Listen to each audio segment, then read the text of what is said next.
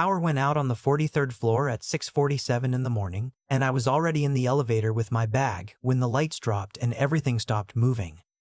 Not a flicker, a full cut, the kind that feels deliberate. I stood there in the dark for about 4 seconds before the emergency strip along the floor clicked on, orange and low. Then I heard the phone in the panel buzzing. Building operations, checking if anyone was stuck. I told them where I was. They said the backup generator for the residential floors had failed overnight, and they had someone from the electrical company coming, but that person wasn't me and wouldn't be there for 2 hours. I told them I was the smart home systems tech they had called in for a unit on 43, a scheduled job, security panel, thermostat integration, a few voice command modules that had stopped responding after the last firmware update. There was a pause in the line. Then they said the resident was already aware and had asked that I come up as soon as the elevator was restored. 12 minutes later, the car started moving again. The building was one of those new ones near the waterfront in Seattle. All glass and reclaimed wood, and the kind of lobby that makes you feel like you're checking into a hotel that didn't bother putting up any prices. I had worked in buildings like this before. Not often, but enough to know the rules. You don't linger in common areas. You don't make eye contact in the elevators unless someone else starts it.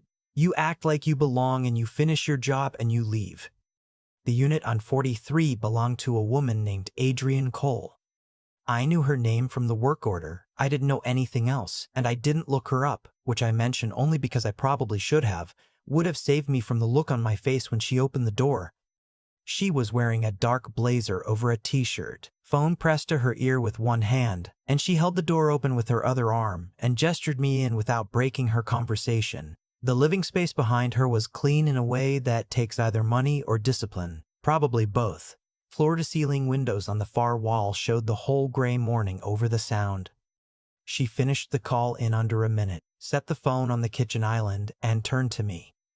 The security panel is showing an offline status even though everything's drawing power, she said. The thermostat won't respond to voice command. Half the lighting zones dropped out of the app last night, and I need all of it working before 8. What's at 8? She looked at me in a way that wasn't rude, just fast, like she was recalibrating. A meeting. From here. She nodded toward the far end of the room where a low desk sat in front of the window. I need the lighting controllable from my phone, and I need the room to look right on camera. I can do that. The offline status is probably just the panel lost its network handshake when power cut. Everything else should follow once I reset the bridge. She nodded once. Where do you need to start? That was my welcome. No name, no pleasantries, no coffee offered, just a list and a deadline. I pulled out my laptop and got to work. The bridge reset took 4 minutes. The lighting zones resynced after that. The thermostat needed a manual update pushed through the app and a hard cycle, which I walked her through while she stood at the island reviewing something on her own screen. She followed the steps without asking me to slow down or repeat anything. When it connected, she said good and went back to what she was reading. The security panel was the one that took time. The firmware had pushed an update that broke compatibility with her specific intercom model. The fix existed, but it wasn't in the standard toolkit. I had to pull it from a developer thread I'd bookmarked 6 months ago after running into the same issue in a building in Bellevue.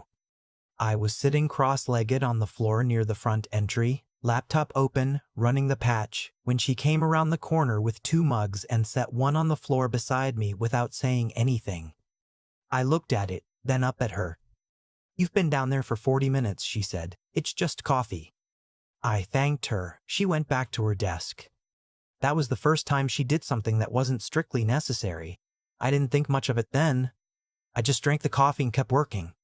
I finished at 7:51. Everything online, every zone responding, the room lighting warm and directional, and exactly what you'd want behind someone on a video call.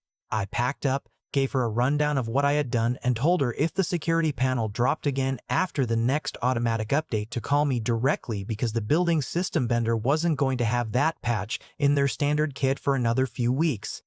She was already standing at her desk, pulling on a second blazer, adjusting something on her laptop stand. "Leave your number with the front desk," she said. Then, almost as an afterthought, she added, "or just leave it here." She slid a notepad across the island without looking up. I wrote it down. I picked up my bag. She said thank you in a tone that meant she was already somewhere else in her head. I took the elevator down and walked out into the gray Seattle morning and thought, that was a clean job, good pay, probably won't hear from her again. I was wrong about that last part. She called 3 days later. The security panel had dropped again, exactly as I predicted. She asked if I was available that afternoon. I said yes. When I got there, she had a second list. The wireless range on the guest bedroom didn't reach the smart locks. One of the window shades in the living room had stopped responding to the hub. The kitchen hood vent was supposed to tie into the air quality sensor but never had. Nothing urgent, nothing that needed doing that day.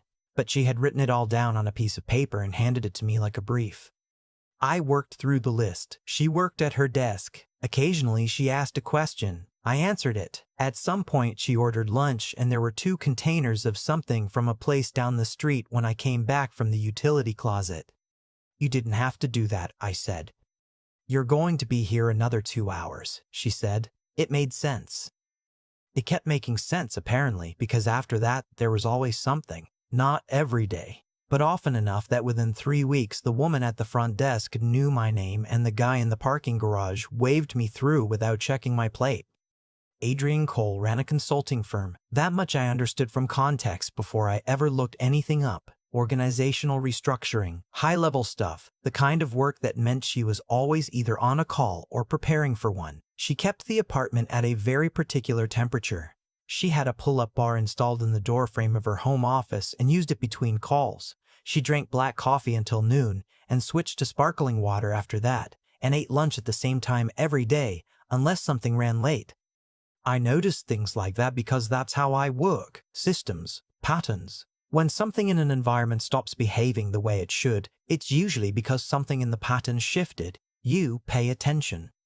What I didn't expect was for her to notice things the same way. One afternoon, I was swapping out a sensor near the front closet and she came past and stopped. You favoring your left hand today, she said. I looked at my hands. She was right. I had jammed 2 fingers on my right hand moving equipment the day before. I hadn't mentioned it, hadn't thought it showed. Old habit, I said. She gave me that fast, recalibrating look again. Old habit is left-handed, or old habit is not saying when something's wrong. I didn't have a clean answer for that, so I went back to the sensor. She let it go. But a week later, when I showed up and mentioned I had dropped something on the same hand again, she produced a brace from a drawer in the bathroom and handed it to me like it was a tool. From when I sprained mine last spring, she said, keep it. I told myself those kinds of things didn't mean anything specific. She was efficient, practical. She probably kept a brace the same way she kept backup charging cables and a spare elevator key, just good systems management. The problem with telling yourself something doesn't mean anything is that you usually start too late. There was an evening in early November when I stayed past dark to finish routing a new integration between her smart display and her calendar app. Most of the building had gone quiet. She was on her final call of the day, standing near the window with the city glowing behind her, and at some point she shifted, and the light caught the side of her face, and I made myself look back at the screen. She ended the call and crossed the room and stood near the counter where I was working. You don't have to finish tonight, she said. I'm close. You said that an hour ago. I meant it an hour ago. It took longer than I thought. She was quiet for a moment. Then she said, Can I ask you something that's probably not my business? I looked up.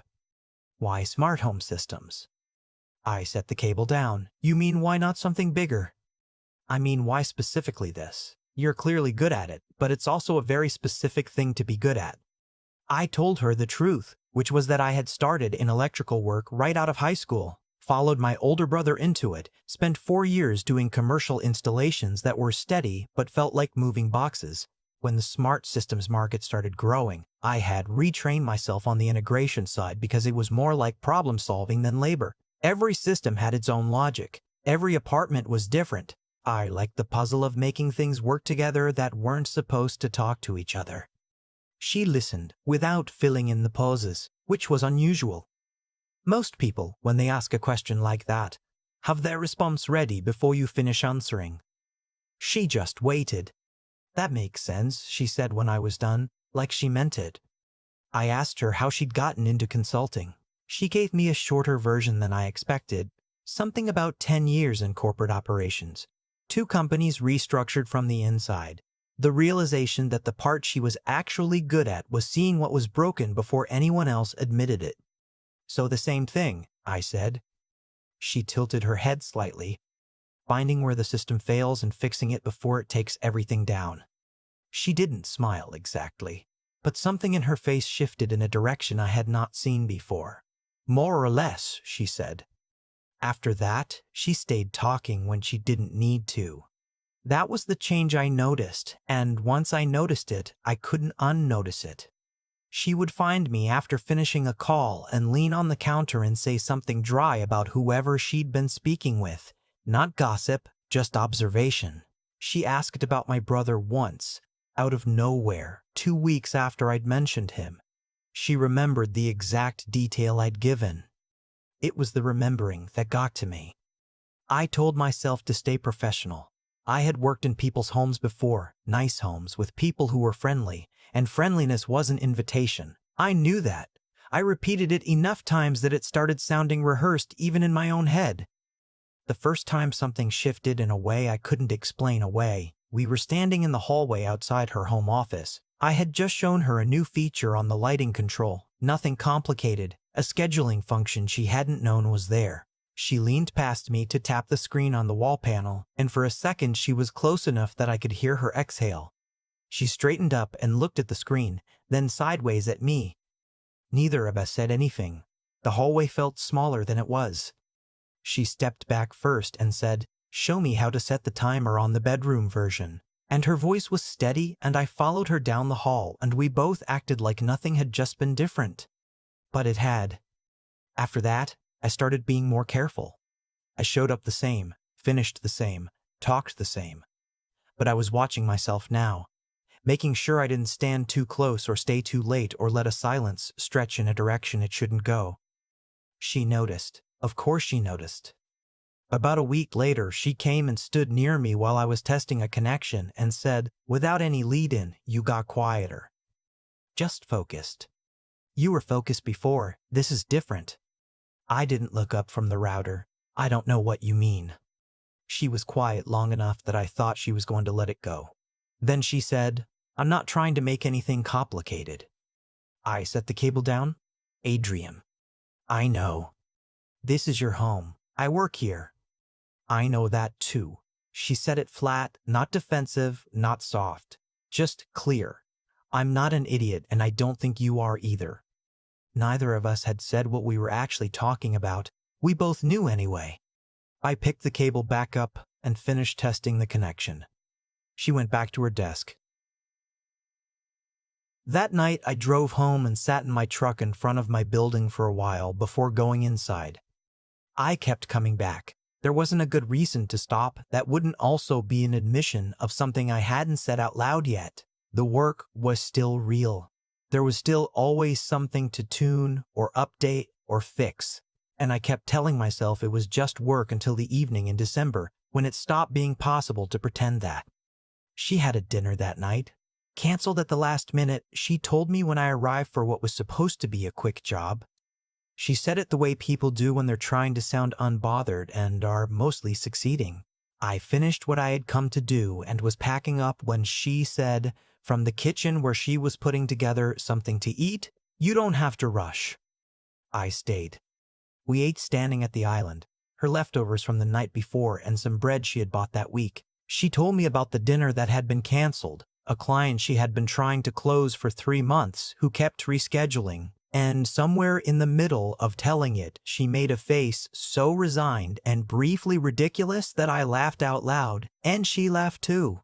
And then we were just standing there in her kitchen at 8 at night, with the city lit up behind us and neither of us pretending to be there for any reason in particular.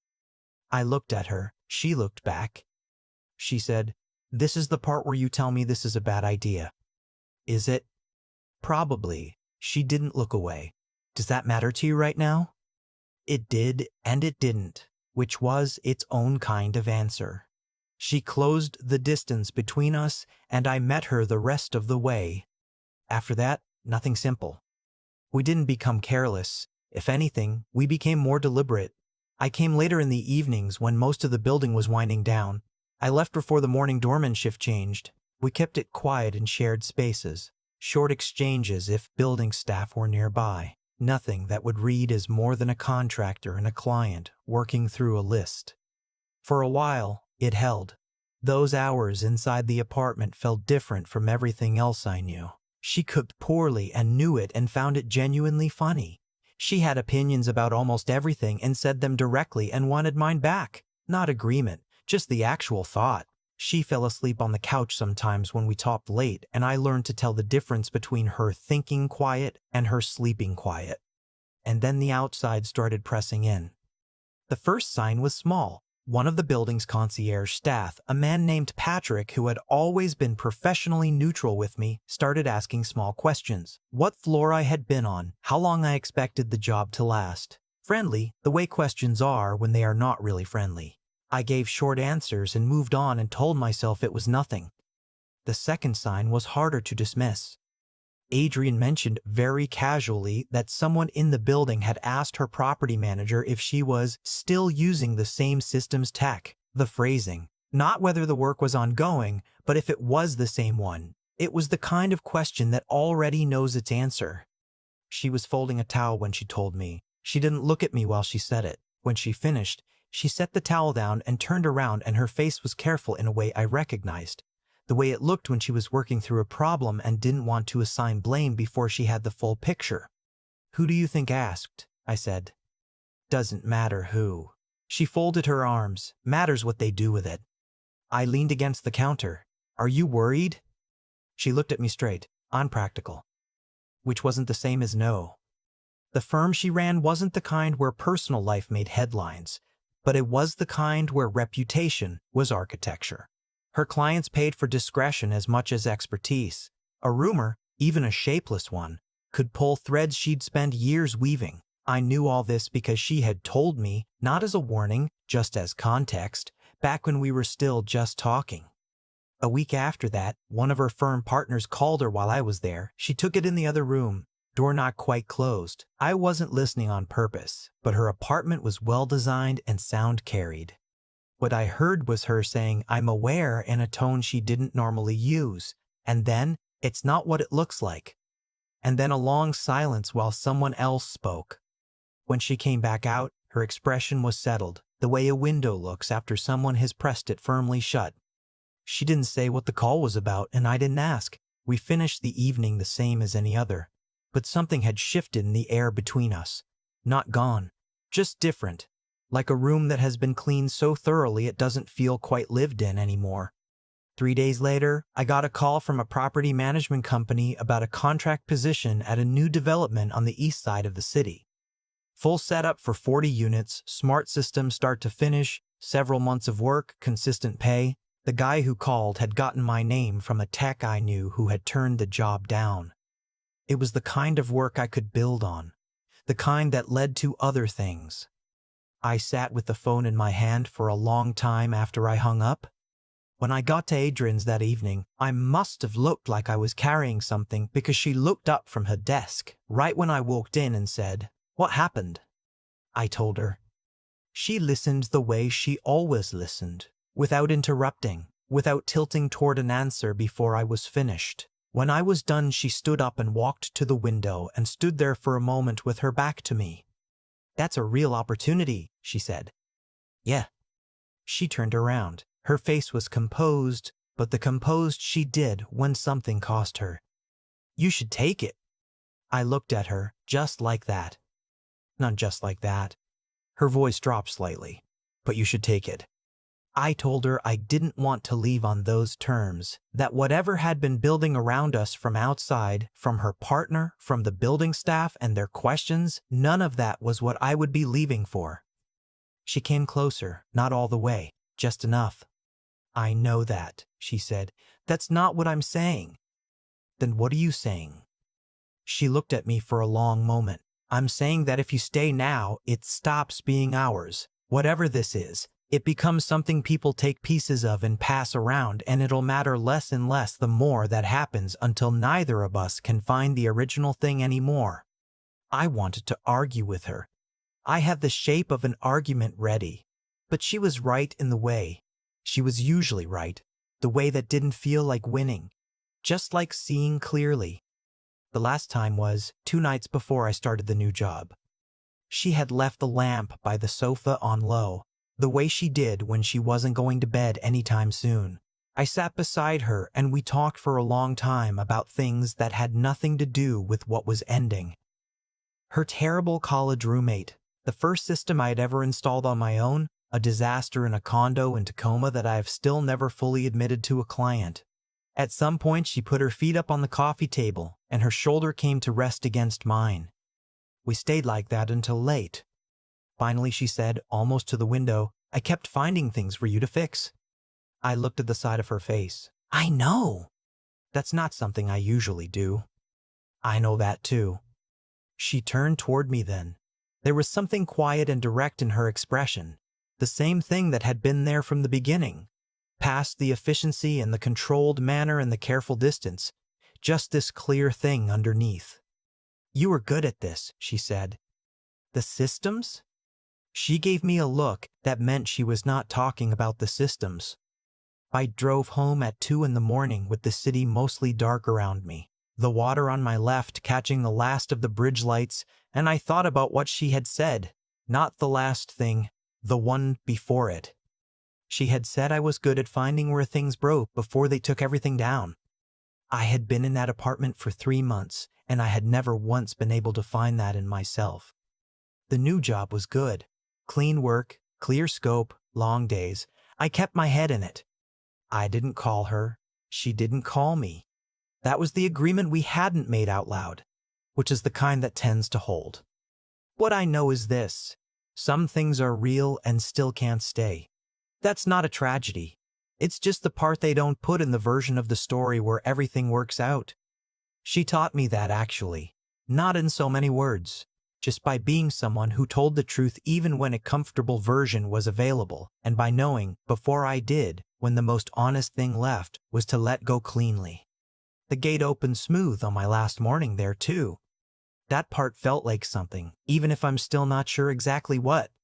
I still think about the moment Adrian handed me that wrist brace, not because it was romantic, because it was the kind of thing you do for someone you've actually been paying attention to. And I wasn't used to that coming from someone who had every reason to be looking elsewhere. That's the part I keep coming back to, not the leaving, the noticing. There's a version of the story where I tell myself I did the right thing because I'm a good person. But that would be giving myself too much credit. The truth is, I left because Adrian was clear-eyed enough to tell me what staying would cost, and I had just enough self-respect left to hear her. The cause was simple. We had built something real inside a set of walls that the outside world was already pressing against. The effect was equally simple. Those walls were going to come down whether we chose it or not. We just got to decide whether we'd be standing in the rubble or somewhere cleaner when it happened. I've thought a lot about what it means to do the right thing when the right thing is also the harder thing. It doesn't feel like integrity in the moment. It feels like loss. You don't get a signal that says you chose correctly. You just drive home at 2 in the morning and sit in your truck and feel the absence of what you were just holding. But I think that's exactly where character gets built or doesn't. Not in the easy calls, in the ones where you know what's right and you also know it's going to cost you something real. Adrian had that quality in a way I hadn't seen up close before. She was one of the sharpest people I've been around, and I don't just mean professionally. She understood systems, including the human kind, including herself. She knew what she was risking before I did. She thought several moves ahead, and she still showed up honestly at every step. That combination, being clear-headed and still choosing to be present anyway, that's not something you see often. It takes a kind of courage that doesn't announce itself. What I carried out of that apartment, besides the brace and the memory of her laughing at her own terrible cooking, was a better understanding of what it means to face something clearly instead of managing it from a distance. I had spent years being good at my job, solving problems, staying practical, keeping things clean. What I hadn't been as good at was sitting inside something uncertain without trying to fix it prematurely or walk away from it too soon.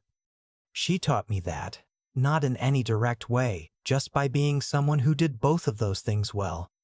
I think about the guy I was when I walked into that building the first morning, just a tech with a work order and a bag of tools, focused on the job and not much else. And I think about driving away 3 months later, something quieter and a little more honest about what I actually wanted from people, from work, from myself. Some things shape you without being yours to keep. That's not a failure. That's just how certain things work. You show up, you do the job right, you leave the place better than you found it. If you're lucky, something comes back with you that you didn't have before. I got lucky.